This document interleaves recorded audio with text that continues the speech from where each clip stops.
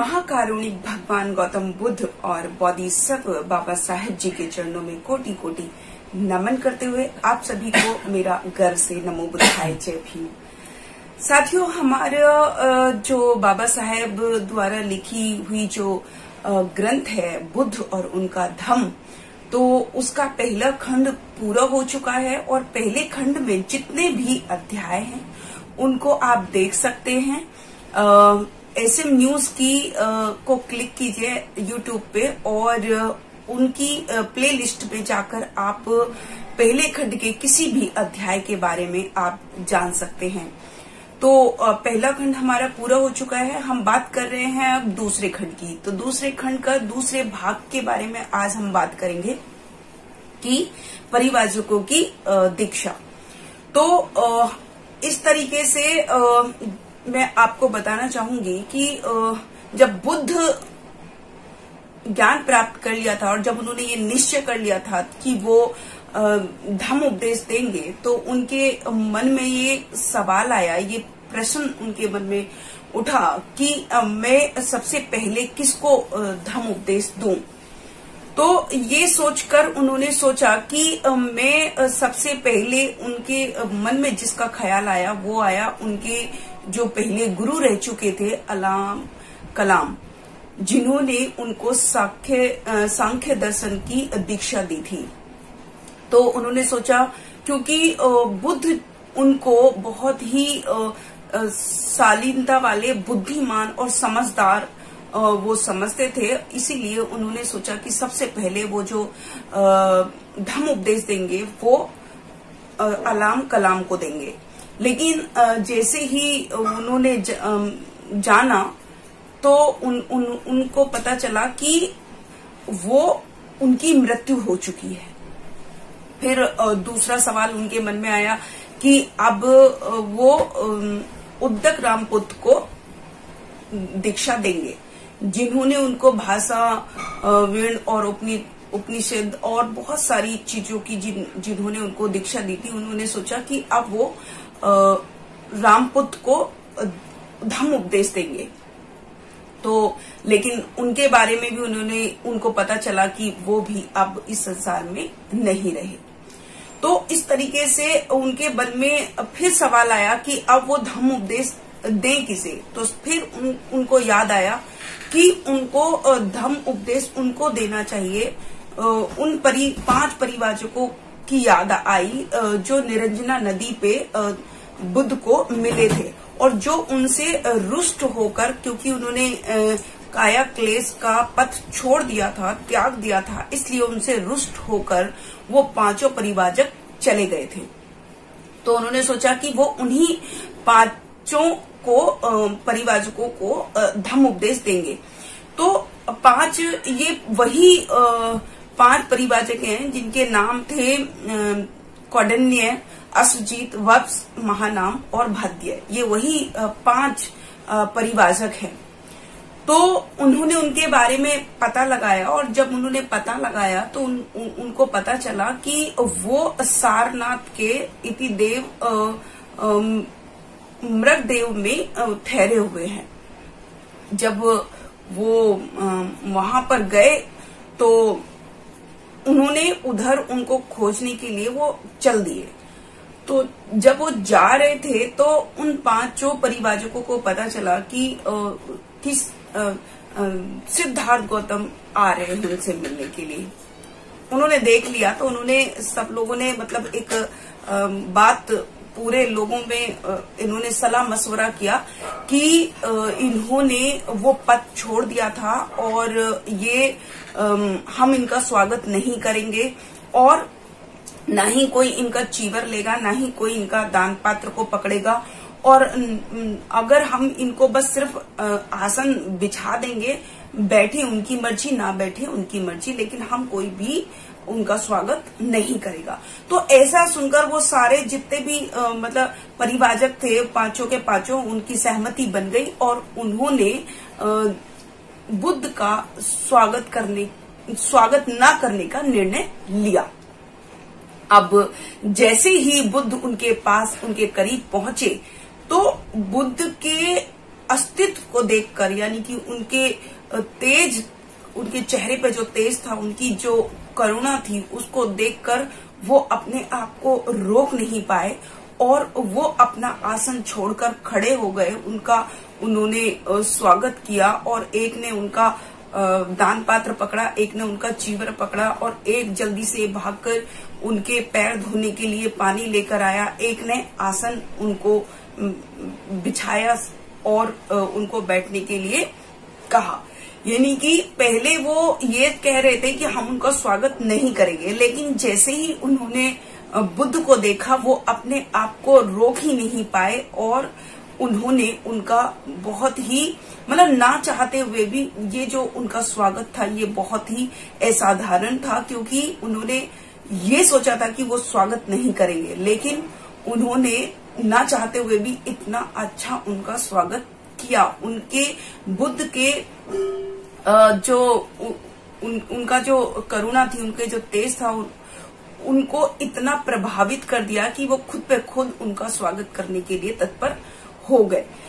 तो ऐसे उन्होंने उनका स्वागत किया और यहाँ पर हमारा जो टॉपिक है वो खत्म होता है। दूसरा है, इसी में हम दूसरे की भी बात करेंगे कि सबसे पहले उन्होंने धम्म उपदेश देने के लिए सर्वप्रथम जो धम्म उपदेश दिया था वो इन्हीं को दिया था।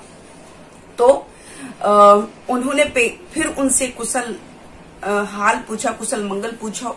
उन्होंने भी उनसे कुशल मंगल पूछा और उसके बाद जो है बुद्ध से उन्होंने प्रश्न किया, सवाल किया कि बुद्ध, क्या आपका जो काया क्लेश में जो विश्वास नहीं था, उन्होंने उनसे पूछा कि आपका क्या काया क्लेश में विश्वास नहीं था, तपश्चर्या में आपका विश्वास नहीं था?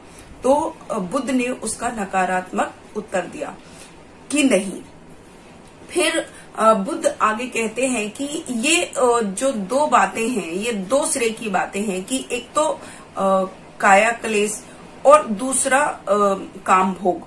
तो इन दोनों बातों में यही अंतर है कि एक जो काम भोग की जो स्थिति है वो उसमें मनुष्य क्या करता है कि मौज मस्ती करता है, खाना पीना, मौज मस्ती, यही सब चीजें करता है, क्योंकि वो जानता है कि एक दिन तो मरना ही है।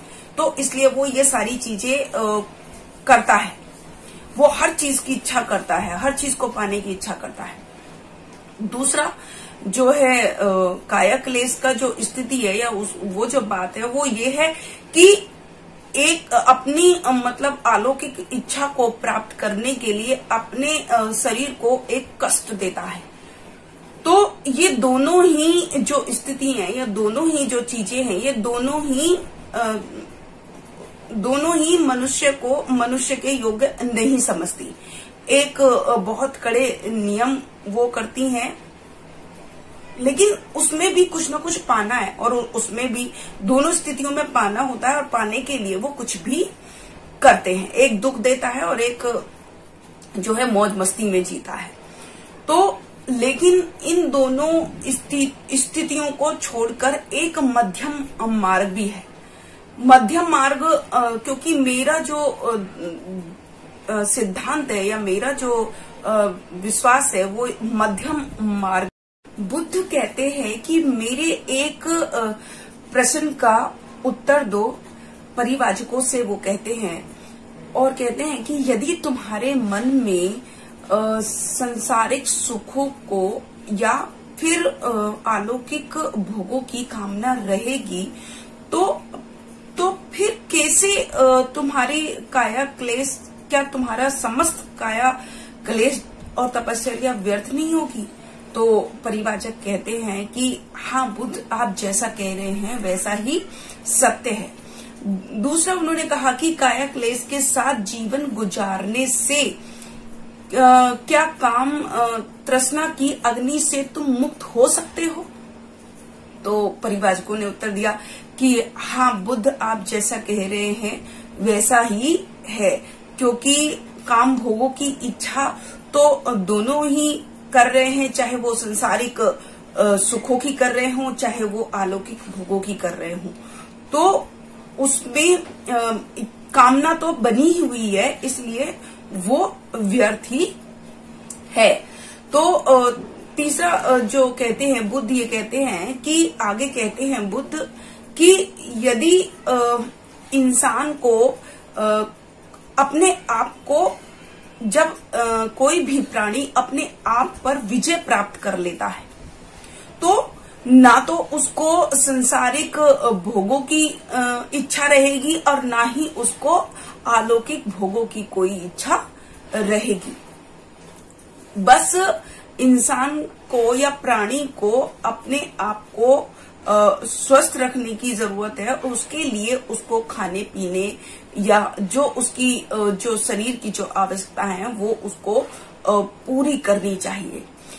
बुद्ध कहते हैं कि मैं ये नहीं कहता कि सभी जो जितने भी सभी जो विषय हैं, सभी विषय शक्ति इंसान को या प्राणी को कमजोर बनाती है, लेकिन सभी विषयों में जो रहकर जो है प्राणी को गुलाम बनाते, यानी कि इंसान को सभी विषयों में अगर वो रहता है तो वो वासनाएं उनको गुलाम बनाती हैं।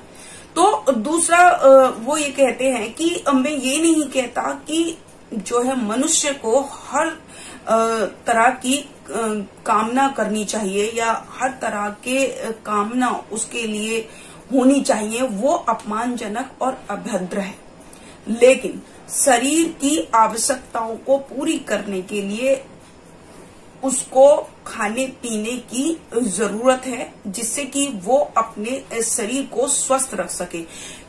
क्योंकि बुद्ध कहते हैं कि इंसान का कर्तव्य है, मनुष्य का कर्तव्य है कि वो अपने शरीर को स्वस्थ रखे, तभी वो हर तरह की काम तृष्णाओं से मुक्ति पा सकता है, यदि उसने अपने आप पर विजय प्राप्त कर ली तो। फिर बुद्ध आगे कहते हैं कि जितने भी ये जो दोनों बातें हैं, चाहे वो संसारिक सुख हो, चाहे वो यानी कि काम भोग हो, या फिर काया कलश या तपश्चर्या हो, ये दोनों ही मनुष्य का अंत इनमें स्वाभाविक है। अंत की तरफ ही ये दोनों बातें लेकर जाती हैं, क्योंकि एक आपको खाने पीने मौज मस्ती का नाम है, और दूसरा आपकी तपश्चर्या के लिए आपने सब कुछ छोड़ा, यानी कि आपने अपनी संतुष्टि के लिए, अपने आप को संतुष्ट करने के लिए आपने सब कुछ छोड़ा। तो ये दोनों ही चीजें जो हैं, ये दोनों ही चीजें मनुष्य का अंत करती हैं, इसलिए ये दोनों ही चीजों को मनुष्य को नहीं करना चाहिए। और इन दोनों के बीच का जो मध्यम मार्ग है उसी की मैं देशना देता हूँ, ऐसा बुद्ध ने कहा। तो मध्यम मार्ग के बारे में जब उन्होंने कहा तो इस बात को थोड़ा सा, क्योंकि इस बात के लिए परिभाषकों के पास कोई सवाल नहीं था, कोई उत्तर भी नहीं था, इसलिए उन्होंने इस बात को यहीं छोड़ के उन्होंने कहा कि उन्होंने बुद्ध से सवाल किया कि बुद्ध ये बताइए कि जब हम लोग वहां से आपको छोड़कर चले आए थे तो उसके बाद आपने क्या किया। तो बुद्ध उनको कहते हैं कि जब आप लोग मुझे छोड़कर चले गए थे तो मैंने एक बौद्ध गया में पीपल के वृक्ष के नीचे 4 सप्ताह तक ध्यान किया, और मैंने 4 सप्ताह तक बिल्कुल वहीं पर एक जगह बैठकर ही मैंने अपने ध्यान को केंद्रित किया, और वहीं मैंने संबोधि को प्राप्त किया। वहीं मैंने ऐसा मार्ग खोज लिया जो दुखों को जिससे दुखों को दूर किया जा सकता है। अब उन 5 परिवाजकों के मन में एक बहुत ही एक मतलब उसको जानने की इच्छा मतलब एकदम उत्पन्न हुई कि हम भी जो है बुद्ध के मार्ग को जाने। तो उन्होंने बड़ी उससे पूछा कि बताइए बुद्ध आपका मार्ग क्या है, इसके बारे में आप विस्तार से बताइए। तो बुद्ध ने उनको विस्तार से बताने के लिए स्वीकार कर लिया, और उन्होंने कहा कि मेरा जो सिद्धांत है या मेरा जो मार्ग है उसका आत्मा से कोई लेना देना नहीं है। वो उसका धार्मिक कर्म कांडों से कोई लेना देना नहीं है। वो मेरा जो मार्ग है या मेरा जो सिद्धांत है वो ये नहीं कहता कि मरने के बाद मनुष्य के शरीर का क्या होगा या मरने के बाद उसका क्या होगा। इस बात में मेरे जो सिद्धांत है या मेरा जो मार्ग है उस बात में उसका कोई भी लेना देना नहीं है। ना ही आत्मा के पुनर्जन्म में लेने का मतलब ना ही उनका आत्मा का ना परमात्मा का इन किसी भी तरीके के धर्म कांडों से या धार्मिक कर्म कांडों से इसका कोई भी लेना देना नहीं है। दूसरा उन्होंने कहा कि मेरा जो धर्म है या मेरा जो मार्ग है उसमें मनुष्य दूसरे मनुष्य के साथ कैसे रहता है, प्यार से रहे, संबंध बनाकर रहे, क्योंकि मेरे जो धर्म का जो केंद्र बिंदु है वो केवल मनुष्य है। यानी कि मनुष्य ही मेरे धर्म का केंद्र बिंदु है और मनुष्य को एक दूसरे के साथ अच्छे से रहना चाहिए, संबंध से रहना चाहिए। तो ऐसा बुद्ध कहते हैं।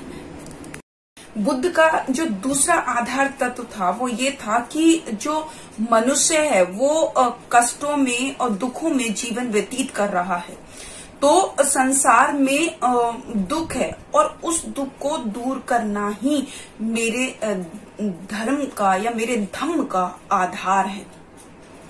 तो ऐसा उन्होंने कहा कि दुख के अस्तित्व को स्वीकार करना और उसको दूर करना ही मेरे सद्धम्म का लक्ष्य है।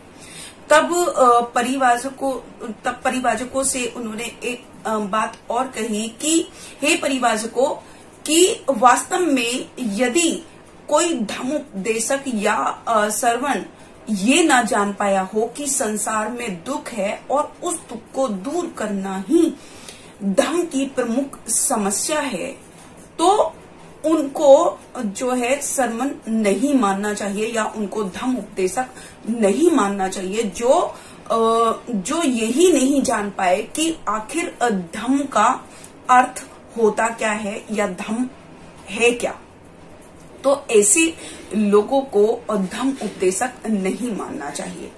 तब वो परिवाचक कहते हैं कि हे बुद्ध, हमको ये बताइए कि अगर आपके सब धर्म का यही मार्ग है कि संसार में दुख है, दुख के अस्तित्व को स्वीकार करना है और उसको दूर करना है, तो हे बुद्ध हमको ये बताइए कि इन दुखों का नाश कैसे किया जाता है।